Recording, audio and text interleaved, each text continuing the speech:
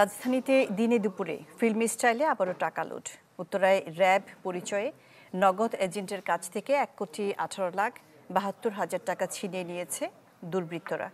সন্দেহ হওয়ায় নগদ এজেন্টের ৪ কর্মীকে জিজ্ঞাসাবাদ করেছে পুলিশ। শনিবার সকাল ৮টা ৫৮ রাজধানীর উত্তরা ১৩ নম্বর সেক্টর। দুটি মোটরসাইকেলে থাকা নগদের ৪ কর্মীকে পথরোধ করে একটি কালো মাইক্রো। গাড়ি থেকে বেরিয়ে আসা কয়েক দুর্বৃত্ত র্যাব সদস্য পরিচয় দিয়ে নগদ এজেন্টের ২ কর্মীকে গাড়িতে তোলে। এই সময় টাকা ভর্তি ব্যাগ সহ একজন পালাতে গেলে তাকেও গাড়িতে তুলে নেয় ছিনতাইকারীরা। ঘটনার প্রায় ৩০ মিনিট পর তাদের উত্তরা ১৭ নম্বর সেক্টরে ফেলে রেখে যায়। এই ঘটনার পরপরই অভিযোগ নিয়ে উত্তরা পশ্চিম থানায় যান ভুক্তভোগীরা।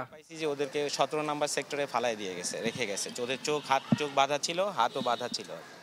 তো এরপর আমরা যথাযথ ভাবে আমরা থানায় কমপ্লেন করেছি।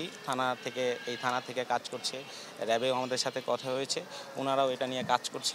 অভিযোগের তদন্ত শুরু করা হয়েছে বলে জানিয়েছে পুলিশ। ছিনতাই কাজে ব্যবহৃত গাড়ির মালিকের সন্ধানেও চলছে অভিযান। টেকনোলজি বেসড যে ইনভেস্টিগেশন আমাদের হাতে রয়েছে সেটা আমরা করছি।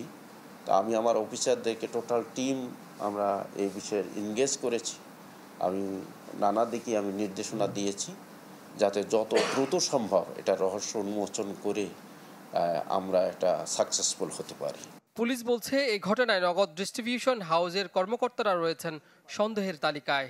যতক্ষণ পর্যন্ত না আমাদের এই রহস্যটা উন্মোচন হয় ততক্ষণ পর্যন্ত আমরা অনেককেই সন্দেহ করছি। কাজী ফয়সাল, চ্যানেল 24, ঢাকা।